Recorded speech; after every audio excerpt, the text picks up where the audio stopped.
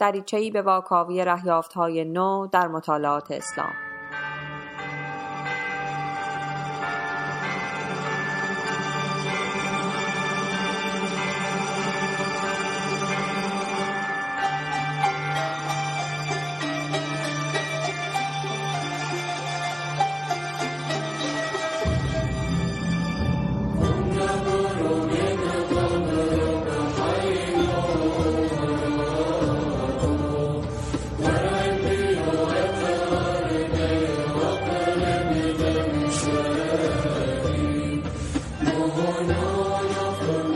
توی راوی قبلی در مورد آیه‌ای از قرآن صحبت کردیم که معنای اون به مرور زمان تغییر کرده بود. یعنی احتمالاً اولین گویندگان و شنوندگان قرآن معنای دیگه‌ای مد نظرشون بوده، اما پس از گذشت سالها اون معنا فراموش شده و یه معنای دیگه‌ای به جاش نشسته و تقریباً کل فرهنگ اسلامی و حدیثی و اعتقادی رو همین معنای دوم پر کرده و معنای اصلی اون به طور کل از یادها رفته و حتی رد و انکار شده. امروز هم میخوایم همین موضوع رو پیگیری کنیم، یعنی ببینیم که چطور معنای متن قرآن خیلی زود از اون معنای اولیه خودش خارج شده و یه معنای دیگه گرفته. اما این دفعه خواهیم دید که این تغییر معنا با یه سازوکار و یه روش دیگه اتفاق افتاده. بحث امروز ما در مورد یه واژه است، یه واژه که در ابتدا معنای دیگه‌ای داشته اما معناش عوض شده و در یه زمینه دیگه‌ای غیر از اون زمینه اولیه و برای یه هدف دیگه‌ای غیر از هدف اولیه مورد استفاده قرار گرفته.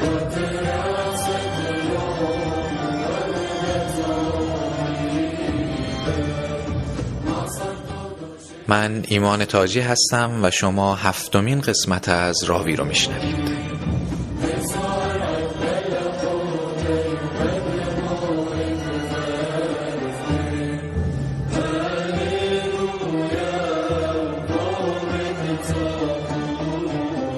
امروز مقاله‌ای رو بررسی خواهیم کرد از عمران البدوی، استاد دانشگاه هیوستن در آمریکا.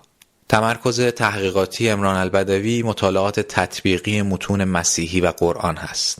اولین کتاب او قرآن و روایات انجیل آرامی در سال 2014 توسط انتشارات راتلج منتشر شده و این مقاله‌ای هم که قراره بخونیم در راستای همون کتابه. مقاله در سال 2013 در مجله البیان چاپ شده. اسمش هست از روحانیت دینی کلرژی تا تجرد، مجرد بودن، ازدواج نکردن، سلیبسی، تطور واژه رهبانیت در قرآن، حدیث و متون قانونی یا رسمی کلیسا، کانون. خب همونطور که مشخصه واژه‌ای که میخوایم در موردش صحبت کنیم واژه رهبانیت هست. خود این واژه فقط یک بار در قرآن اومده، اما رهبان 3 بار دیگه در قرآن تکرار شده و معمولاً در کنار احبار اومده. مثلا در سوره توبه داریم یا ایها الذین آمنو ان کثیرا من الاحبار و الرهبان لیأکلون اموال الناس بالباطل و یصدون عن سبیل الله والذین یکنزون الذهب والفضه ولا ينفقونها فی سبیل الله فبشرهم بعذاب علیم. برگردان این آیه رو از روی ترجمه محمد علی کوشا میخونم. ای کسانی که ایمان آورده اید، همانا بسیاری از دانشمندان یهود و راهبان مسیحی اموال مردم را به باطل می‌خورند و مردم را از راه خدا باز می‌دارند و کسانی که زر و سیم می‌اندوزند و آن را در راه خدا انفاق نمی‌کنند به عذابی دردناک بشارتشان ده. در همین ترجمه که به گواه متخصصان یکی از بهترین ترجمه‌های قرآن به فارسی هست، یه پانویس برای این آیه اومده که خوب بخشی از اون رو هم بخونم، به کارمون کمک میکنه. میگه مراد از احبار دانشمندان و روحانیان یهودی و مراد از رهبان همان ترسایان و عابدان مسیحی است. بعدش هم مترجم دوست داشته در ترجمه خودش یه نکته اخلاقی هم بگه و یه بیت شعر هم آورده که این احبار و رهبانها اینجوری بودن که ترک دنیا به مردم آموزند، خیشتن سیم و غله اندوزند. اگر یه مراجعه بکنیم به ترجمه ها و تفسیرهایی که امروزه موجوده، میبینیم که قریبه به اتفاق اونها واژه های رهبان و رهبانیت رو به معنای همین راهب و زاهد گرفتن. زاهدانی که ویژگی های اونها از مردم بریدن و خلوتگزینی و روزداری و دوری از رابطه جنسی و ریاضت و اینجور چیزهاست. اما جایی که امروز میخوایم بهش بپردازیم آیه 27 سوره حدید هست که موضوع اصلی مقاله مورد نظر ماست.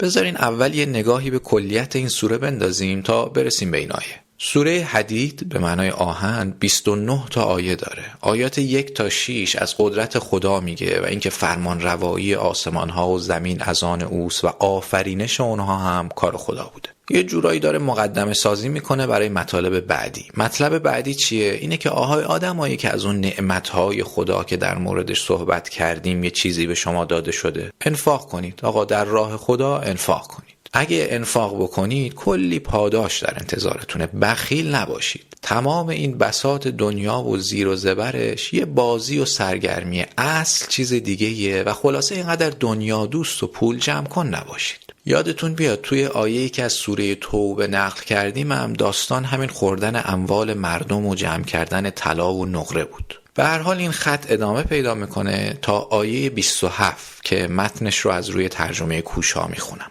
آنگاه در پی آنان یعنی نوح و ابراهیم دیگر پیامبران خود را فرستادیم و به دنبال آنان عیسی پسر مریم را روانه کردیم و به او انجیل دادیم و در دلهای کسانی که از او پیروی کردند نرمدلی، رأفت و مهربانی رحمت نهادیم. بعد در ادامه میگه و رهبانیتا ابتدعوها و رهبانیتی را که خود آن را پدید آوردند. ما آن را بر آنان مقرر نکرده بودیم و در آغاز جز برای طلب خوشنودی خدا نبود. اما چنان که شایسته رعایتش بود آن را رعایت نکردند. فما رعوها حق رعایتها. در عین حال به کسانی از آنان که ایمان آوردند پاداش دادیم ولی بسیاری از آنان نافرمان فاسق بودند.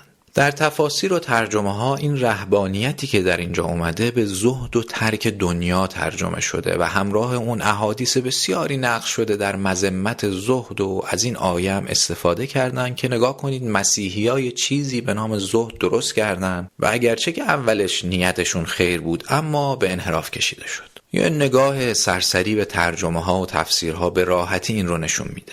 مثلا فولادوند که یکی دیگه از مترجمای خوب قرآن هست توی ترجمهش صراحتاً به جای رهبانیت ترک دنیا آورده. توی ترجمه های تحقیقی انگلیسی مثل ترجمه آربری یا ریچارد بل هم موناستیسیزم اومده به همین معنا. تفاسیر هم به همین منوال. توی تفسیر د استادی قرآن سید حسین نصر که میشه گفت یه جورایی زبده تفاسیر سنتی هست و تحت عنوان تفسیر معاصرانه قرآن به فارسی هم ترجمه شده، همین موناستیسیزم به معنای زهد و گوشه‌نشینی اومده. اما حقیقت اینه که رهبان و رهبانیت به معنای زاهد گوشه‌نشینی که به قول سعدی اندر کوهساری قناعت کرده از دنیا به قاری نیست. رهبان در قرآن و رهبانیت در این آیه در اصل به معنای رهبران و روحانیون مذهبی هن. خود عمران البدوی توی این مقاله خیلی خوب مسئله رو نپرداخته، اما خوشبختانه مقاله جوندار و خوب در این زمینه در دسترسه که خیلی دقیق و جامع و با استدلال‌های فراوان نشون داده که رهبان در قرآن به چه معناست.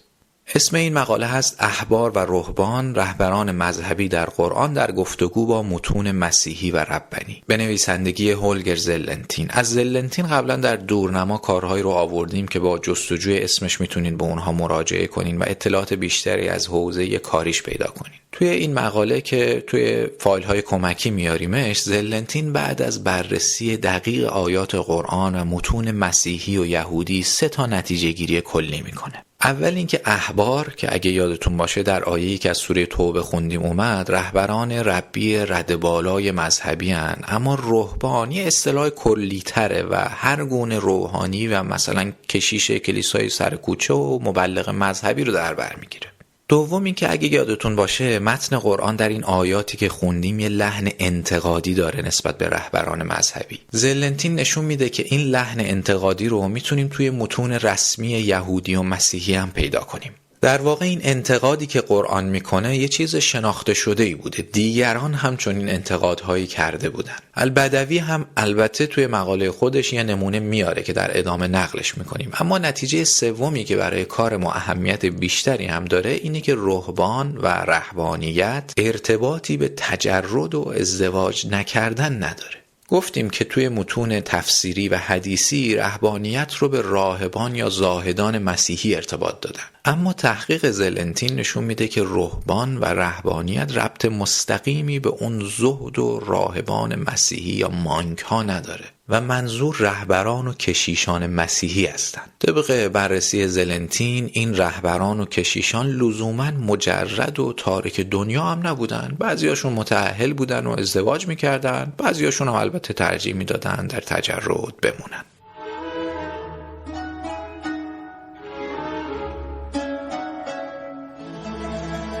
برگردیم به مقاله خودمون. گفتیم که قرآن تنها متنی نیست که به مالندوزی و دنیاداری رهبران دینی انتقاد میکنه. ما میتونیم این گونه انتقادات رو در متون قانونی یا رسمی مخصوصا در کلیسای شرقی هم پیدا کنیم. قبل از اینکه جلوتر برم یه توضیحی در مورد متون قانونی یا رسمی بدم. متونی که به اسم قانونی یا رسمی شناخته میشن یه مجموعه متونی هستن که مراجع رسمی اونها رو به عنوان منابع اصلی مسیحیت در عقاید و امور عملی قبول کردن. خب با توجه به فرقه های مختلفی که در مسیحیت هست این متون هم میتونه متفاوت باشه. یکی از منابع اصلی این متون تصمیمات شوراهای عمومی یا سراسری اولیه است. 7 شورا بودن که بین سالهای 325 تا 787 میلادی که میشه 171 قمری تشکیل شدن و اسقف‌ها و کشیشان بزرگ در مورد عقاید و مسائل عملی تصمیم‌های مشترکی گرفتن. داستان خیلی مفصل و البته جذابی داره و خیلی از عقاید امروزی مسیحیت توی همین شوراها مورد پذیرش قرار گرفت. مثلا شورای اول نیقیه در سال 325 تشکیل شد که یکی از نتایجش این بود که عیسی هم خداست،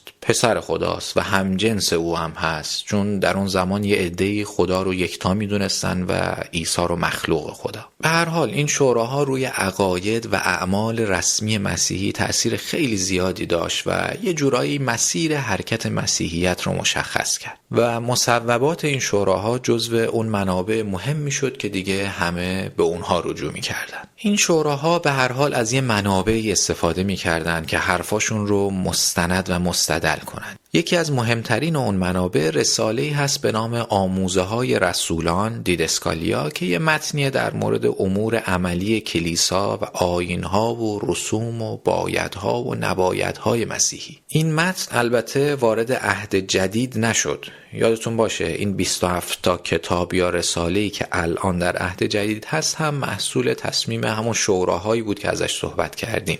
اما به هر حال متن آموزه های رسولان مخصوصا در قرون 3 تا 7 میلادی که اواخرش عصر ظهور اسلام هست اهمیت زیادی داشته و مخصوصا در زبان سریانی و در مسیحیت شرقی خیلی رواج و محبوبیت داشته و محققان معتقدند که قرآن به ویژه در احکام عملی از این کتاب و موضوعات مطرح شده در اون خیلی تأثیر گرفته.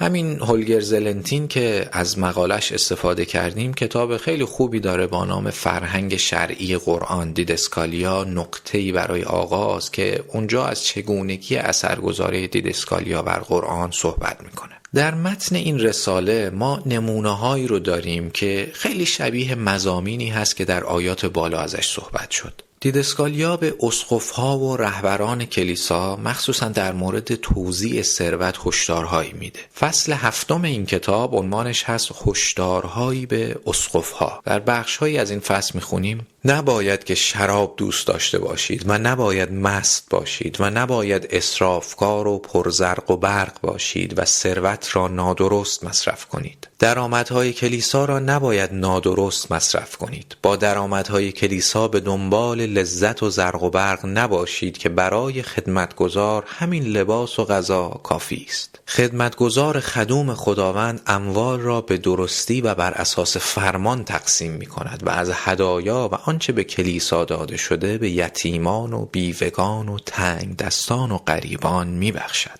بسیاری از این مضامین رو ما میتونیم در همین سوره حدید پیدا کنیم و عمران البدوی معتقده که رهبانیت در این سوره مساویه با همین اسقف‌ها در دیدسکالیا، یعنی همون روحانیون دینی، رهبرانی که اینجا وظیفه دارن ثروتی که دستشونه رو به درستی در میان جامعه تقسیم کنن.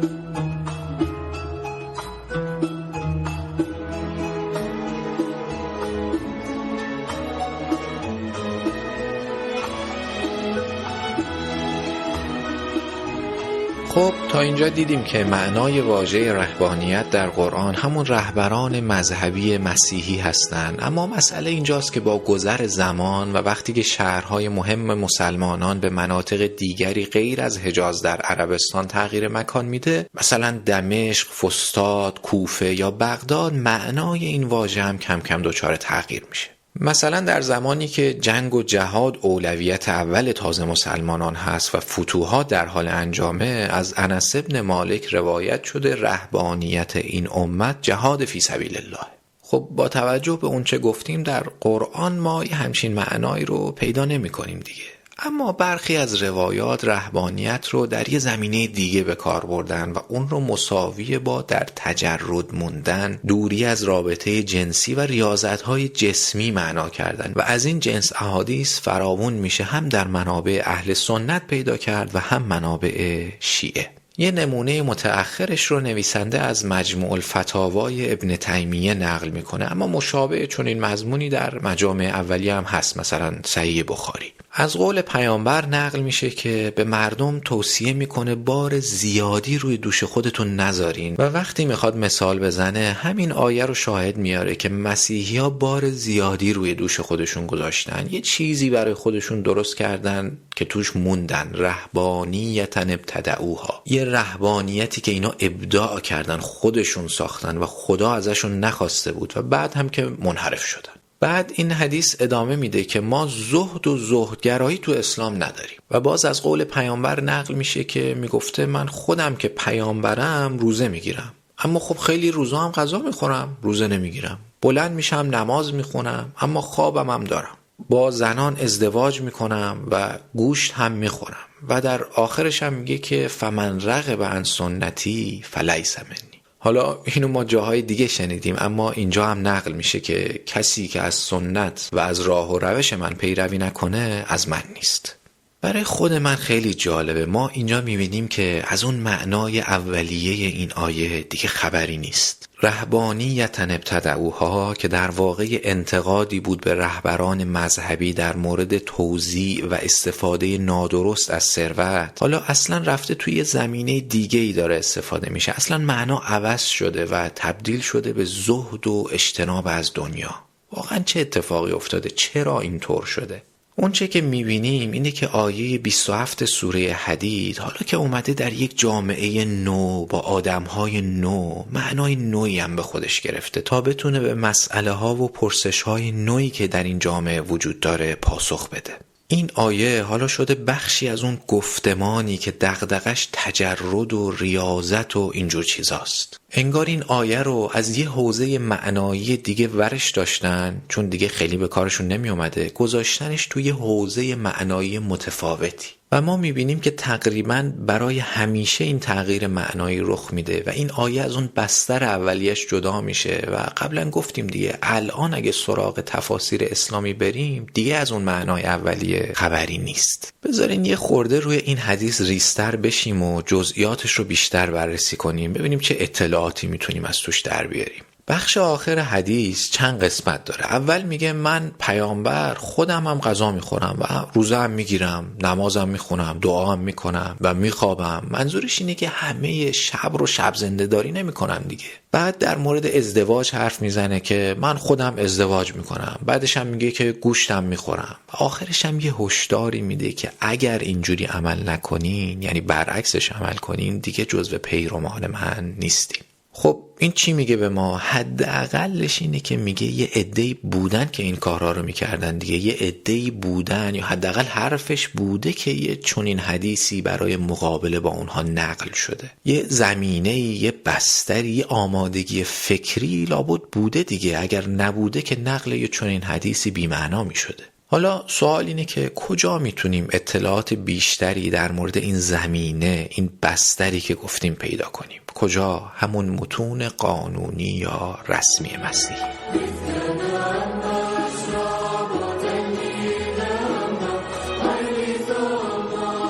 ما اگر بریم و متون رسمی مسیحیت شرقی رو در قرون 4 تا 8 میلادی نگاه کنیم، میبینیم که اتفاقاً بحث در مورد مجرد بودن، روزه‌داری و نماز و دعا و شب زنده‌داری و اینجور چیزا خیلی داغه. مسیحیت شرقی که میگیم از لحاظ جغرافیایی یعنی از شرق مدیترانه، از منطقه فلسطین تا ترکیه و عراق امروزی و غرب ایران، یعنی دقیقاً همون جاهایی که پیروان اولیه پیامبر فتحشون کردن و مراکز مهم اسلامی به اونجاها منتقل شد. خب جغرافیا عوض شد، فرهنگ هم عوض شد و خب طبیعیه که مسئله ها و پرسش ها هم به تبع اون عوض میشه. یکی از این متون رسمی مهم متن شورای کوینی سکست هست یا شورای ترولو که این شورا در سال 692 در قسطنطنیه برگزار شد. یادتون هست که گفتیم این شوراها برای تصمیم گیری در مورد عقاید و اعمال رسمی مسیحی تشکیل می شده. سال 692 میشه حدود 72-73 قمری. توی این سالها متون حدیثی داره کم کم شکل میگیره. حداقل اهمیت شکل دادن به این متون داره به وجود میاد. یه جورایی میشه گفت این شورایی که داریم ازش صحبت میکنیم با متون حدیثی اسلامی جفتشون دارن توی یه فضا تنفس میکنن و در نتیجه احتمالاً برخی از پرسش ها و مسئله ها برای هر دوتای اونا یکسانه. توی این دوره یه اتفاقی که افتاده اینه که کلیسای غربی یا کلیسای لاتین در اون زمان تجرد رو توصیه میکرده، مخصوصاً به رهبرای کلیساها میگه که باید مجرد باشین. اما اینجا در این شورا، یعنی همین شورای ترولو، برای یک کشیش ازدواج قانونی شمرده میشه و معنی وجود نداره که یه آدم متأهل کشیش کلیسا بشه. حالا اون چند تا موضوعی که توی حدیث بالا نقل کردیم یادتون بیاد. میخوام یه بخشی از متن این شورا رو بخونم ببینیم چقدر موضوعات به هم شبیهن. در مورد ازدواج در بخشی از این متن اومده که میگه کلیسای روم به صورت قانونی گفته فقط کسایی میتونن مقام و منصب تو کلیسا بگیرن که زناشون رو ول کنن، دیگه باهاشون زندگی نکنن. اما ما، یعنی کشیشایی که بیشتر از کلیساهای شرقی اومدن، میگیم باید بچسبیم به همون رسم و رسوم و سنت‌های اولیه که حواریون اجرا میکردن. یعنی هیچ مشکلی نداره کسی که ازدواج کرده بیاد وارد کلیسا بشه، مقام و منصب بگیره، یا منعی برای ارتقای مرتبهش توی کلیسا وجود نداره. نیازی نیست که از زنش جدا بشه و نیازی نیست که از رابطه جنسی خودداری کنه. در مورد روزه و نماز هم باز میگه ما باید برگردیم به همون سرچشمه، یعنی رفتار حواریون. در نتیجه هیچ اشکالی نداره که زمان برای همه چیز بذاریم، کارهای معمولیمون، یه زمانی هم البته بذاریم برای روزه و نماز. و در آخر هم هشدار میده، مثل اون بالا که میگفت من رغب عن سنتی فلیس منی، اینجا هم میگه اگر کسی مخالف این چیزایی که گفتیم عمل کنه باید از جمع ما خارج بشه، یعنی دیگه جزو ما نیست. توجه کنین، اینجا نمیخوایم بگیم که احادیث از روی متون رسمی مسیحی الگو گرفتن یا تقلید کردن، نه، میخوایم بگیم جفتشون دارن از یه موضوع صحبت میکنن و از دغدغه ها، پرسش ها، مسئله ها و دل مشغولی های مشترکی دارن حرف میزنن.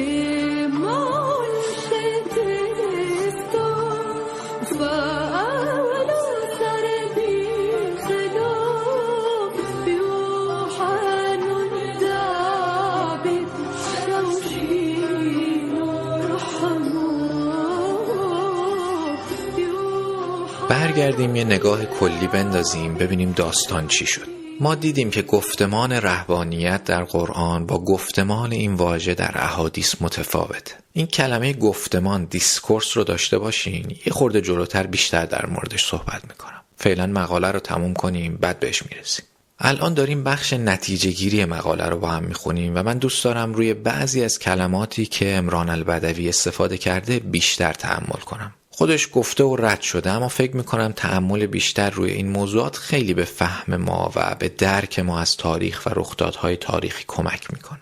عمران البدوی میگه این تغییر معنایی که در واژه رهبانیت از قرآن تا احادیث دیدیم پلاسیبله، قابل قبوله، پذیرفتنی، معقوله، قابل توجیه، اما expected نیست، غیر قابل انتظاره. قرار نبود اینجوری بشه، پیش بینی نمیشد که اینجوری در بیاد. بذارین همین جمله رو یه خورده بازش کنم، چون راستش من خودم خیلی دوستش دارم، حال کردم باش. فکر میکنم یه بینش عمیق و مهمی به ما میده، یه آگاهی به ما میده، یه زاویه دیدی بهمون میده که هر موقع یه واقعه تاریخی رو بررسی کنیم به نظرم خیلی سودمنده. و البته توجه کنید که ما الانم خودمون توی وقایع تاریخی هستیم دیگه، منتها برای آیندگان. این جمله میگه من مورخ یا من خواننده تاریخ بعد از 1400 سال، 1200 سال، 1000 سال، عددش مهم نیست، وقتی از فاصله دور دارم به داستان نگاه میکنم، خب یه تسلطی دارم دیگه. قبلش رو میدونم، بعدش رو میدونم، کنارش رو میبینم، اطرافش رو میبینم، بالا و پایینش رو میبینم. وقتی با داشتن یه چنین اطلاعاتی یه همچین تغییر معنایی رو دارم بررسی میکنم، برام معقول جلوه میکنه. چرا؟ چون میبینم جامعه اسلامی الان وارد فضایی شده با پرسش‌های متفاوتی نسبت به جامعه قبلی. خب طبیعیه که مردم و رهبران و متفکران و داستان پردازان و هنرمندان و به طور کلی فرهنگ اون دور زمانه دنبال پاسخ به پرسش‌های خودشه دیگه.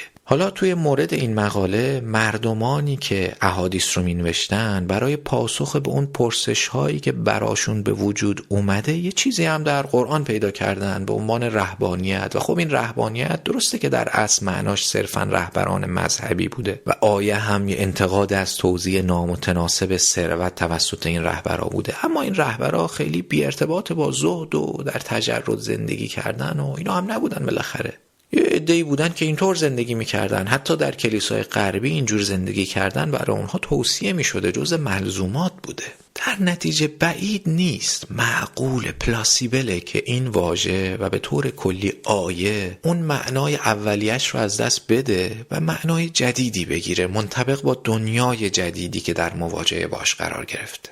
اما از طرف دیگه این تغییر expected نیست، قابل انتظار نیست. این یعنی چی؟ خودتون رو بذارید جای فردی که برای اولین بار داره به مردم میگه ای رهبران مذهبی، اموال مردم رو به باطل نخورید، از اموال کلیسا به نیازمندان انفاق کنید و اینجور داستانا. بعدم جای دیگه بیاد بگید که آقا این رهبران مذهبی اولش هدفشون شاید خیر بود اما از مسیرشون منحرف شدن. چرا؟ چون دارن پولا رو برای خودشون مصرف میکنن، به نیازمندان نمیدن.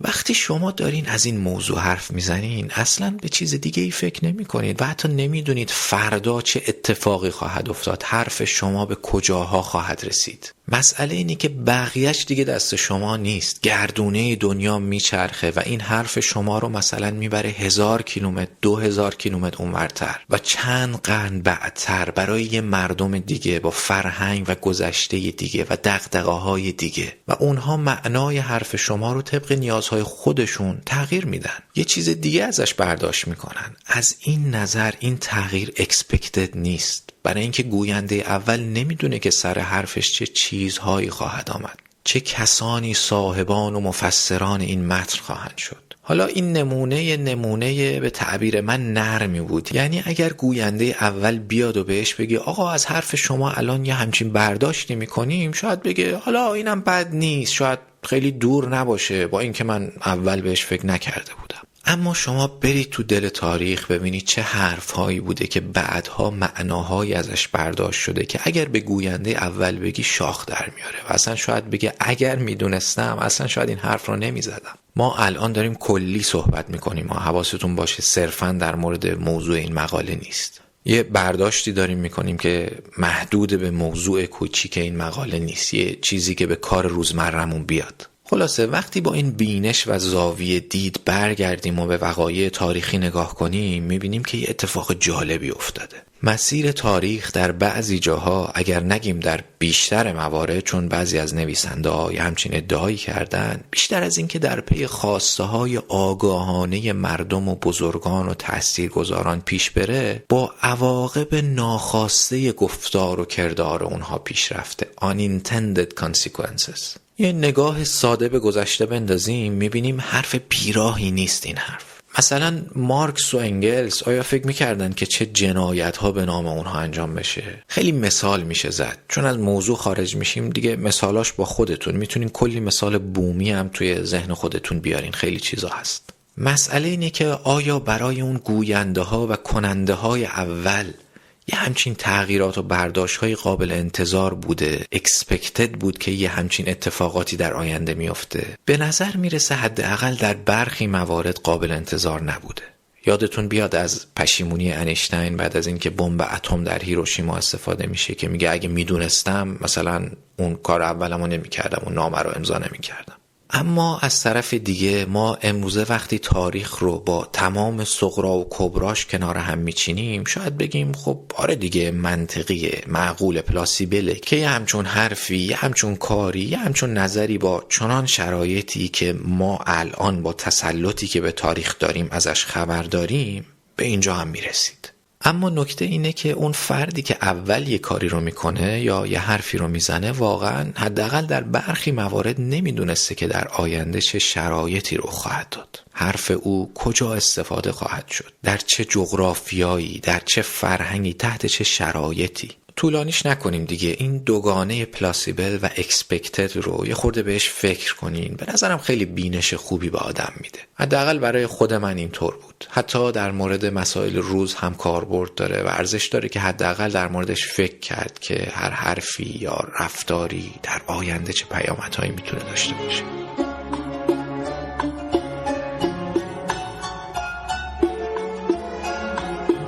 اما آخرین نکته یا ادعایی که امران البدوی در این مقاله میکنه اینه که در قرون 7 و 8 میلادی، یعنی اول و دوم هجری، احادیث فقهی به معنای عامش، یا به بیان بهتر احادیثی که به بایدها و نبایدها، شایستها و نشایستها میپردازن، جایگزین متون یا قوانین رسمی، کانون لا شدن. چطور؟ وقتی که مردم کم کم به آیین جدید رو آوردن و وقتی که حکومت جدیدی وارد عمل شد که اینجا حکومت اموی و به خصوص دوران عبدالملک مروان مد نظر هست، نیاز به یه قوانین جدیدی هم احساس میشد. چی شده بود؟ خب اون قوانین قدیمی، یعنی همون کانون لا، اون قوانین رسمی مسیحی رفته بود، چون دیگه بساط مسیحیت کم کم داشت جمع میشد و تعداد مسلمان ها زیاد میشد و در نتیجه یه جای خالی باقی مونده بود که باید پر میشد. نویسنده معتقده که این جای خالی رو فقه پر کرد و پیرو اون اصول فقه اومد که چطور باید قانون گذاری کرد و شخصیت برجسته اون که در مقاله ازش نام برده میشه، محمد ابن ادریس شافعی.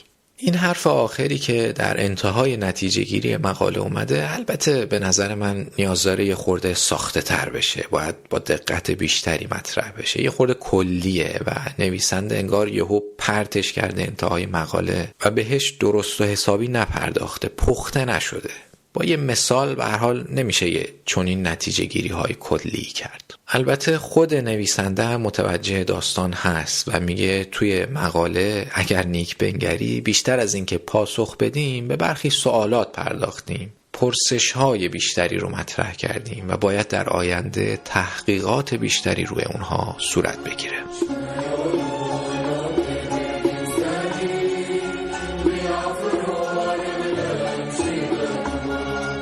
قبل از اینکه این قسمت از راوی رو تموم کنیم، یه نکته دیگه هم بگم که البته در خود مقاله اشاره مستقیمی بهش نشده، اما به نظرم مطلب مهمیه و خیلی به پیشبرد فهم و درک ما از تاریخ کمک میکنه و به نظرم حتی به کار بحث‌های روزمره هم میاد. در واقع این یه درسی هست که ما میتونیم از این مقاله و نوشته‌های مشابه بگیریم. اون درسی که میتونیم بگیریم و علت اصلی انتخاب این مقاله هم به همین دلیل بود، اینه که واژه‌ها سیال هستن، در حرکتن و معنای اونها پیوسته در حال تغییره. البته عبارات و جمله ها هم به درجه کمتری همین داستان رو دارن، اما اینجا فعلا تمرکز ما روی واژه هاست. درسته که صورت واژه ها ثابت میمونه، اما معنا پیوسته در حال تغییره. هر واژه‌ای وقتی به فرهنگ دیگه‌ای سفر میکنه، حالا چه در بعد زمان و چه در بعد مکان، معناش عوض میشه، تغییر میکنه. این تغییر در یه دسته‌بندی خیلی ساده میتونه به دو صورت اتفاق بیفته. یکی اینکه اصلا معنا به طور کل عوض بشه، مثل همین موردی که داشتیم، رهبانیت در قرآن منظور اون رهبران مذهبی بودن، اما در احادیث و متون تفسیری میشه زاهد خلوت نشین اگر از حافظ کمک بگیریم. در این مورد اول تغییر معنایی اگر توی فرهنگ لغت اون برابری که جلوش میاد رو نگاه کنیم میبینیم که تغییر کرده، عوض شده. اما یه نوع دیگه ای از تغییر معنایی وجود داره که یه خورده لطیفتره و البته چون لطیفتره گول زننده تر هم هست و این مسئله وقتی که تاریخ میخونیم خیلی اهمیت داره و در بحث ها و گفتگوهای روزمره هم خیلی به کارمون میاد. نکته اینه که معنای یه واژه صرفاً محدود به اون یه جمله‌ای که توی فرهنگ لغت جلوش نوشته شده نیست. هر لغتی، هر واژه‌ای یه شبکه معنایی همراهش داره که چه بسا اونا اهمیتشون از اون تعریف لغتنامه‌ای خیلی مهمتر باشه. یادتونه گفتم واژه گفتمان، دیسکورس یادتون باشه، اینجا به درد میخوره.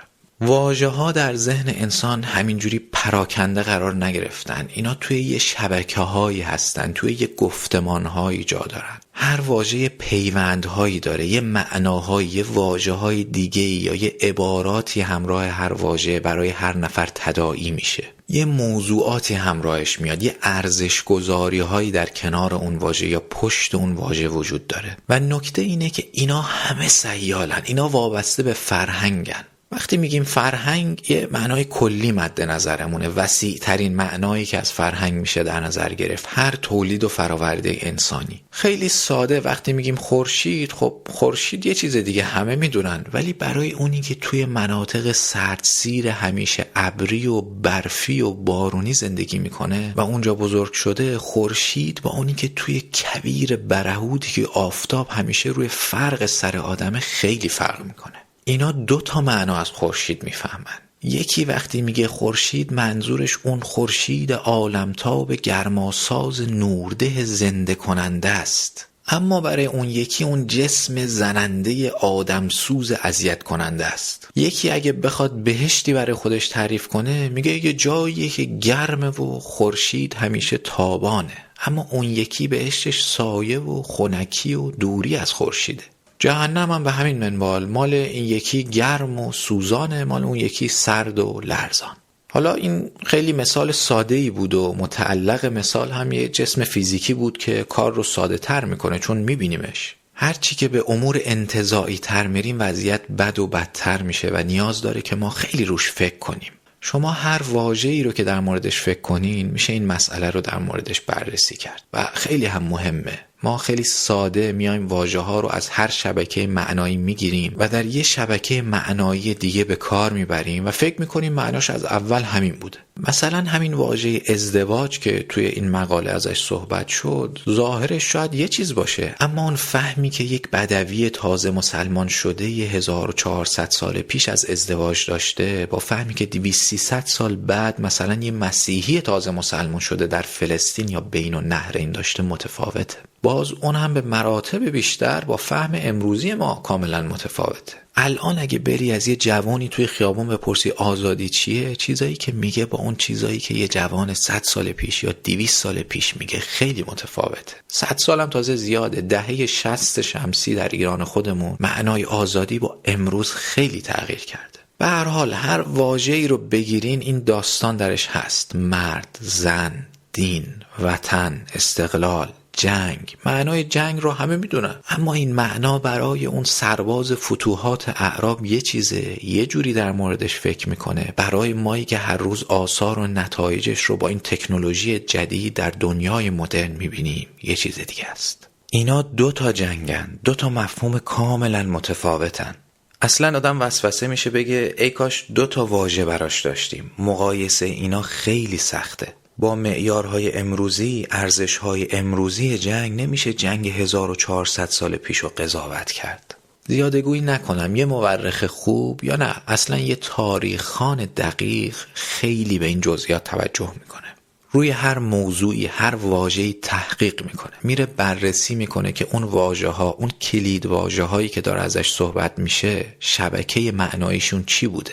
هر واژه برای گوینده هاش چه احساساتی رو همراه داشته، چه ارزش داوری هایی رو یدک میکشیده، چه تداعی هایی رو در ذهن گوینده ایجاد میکرده. میدونین چی میخوام بگم؟ میخوام بگم اگر بخوایم در خوانش تاریخ دقیق باشیم و البته منصف، باید بتونیم یه جورایی بریم توی ذهن آدما، بریم توی ذهن اون بدوی تازه مسلمان شده و بفهمیم وقتی اون داشته به جنگ فکر میکرده چیا جلوی چشش ظاهر میشده، چه احساساتی در وجودش جریان پیدا میکرده، چه ارزشی برای جنگ قائل بوده، مثبت میدیده، منفی میدیده، چه آرزوها، چه شکها، چه یقینهایی در مورد جنگ داشته. و حالا همه اینها رو مقایسه کنیم با تمام متعلقاتی که برای این واژه مثلا در ذهن امروزی ما وجود داره.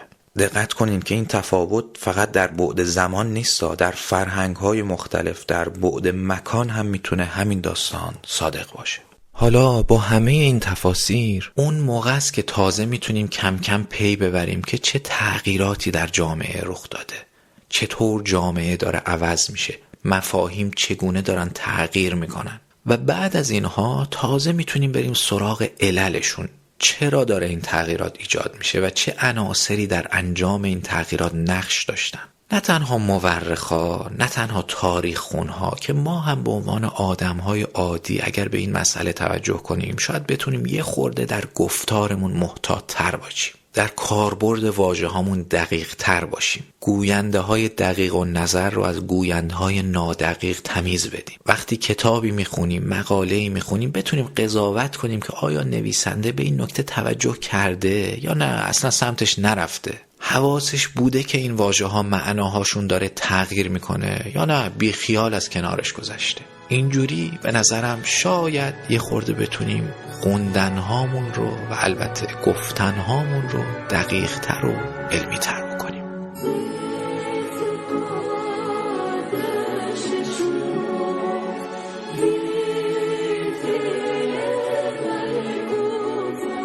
موسیقی این قسمت چند قطعه بود از ادعیه و اذکار سوریانی که توسط گروه کور افریم مقدس یا همون افریم سوری در سوریه اجرا شده.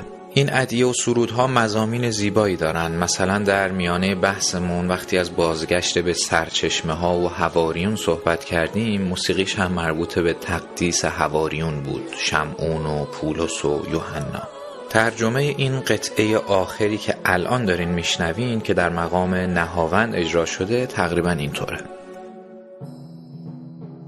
پاکا نام تو ای که ملکوتت در راه و ای که مشیتت حتمی در آسمان و در زمین. پروردگارا روزی امروز ما را برسان.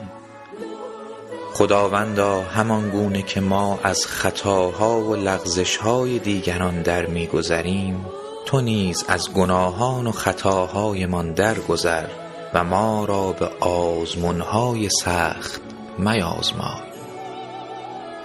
پروردگارا ما را از شر بدیها و ناپاکیها نجات بخش که فرمان روایی و قدرت و شکوه برای همیشه از آن توست. آمین.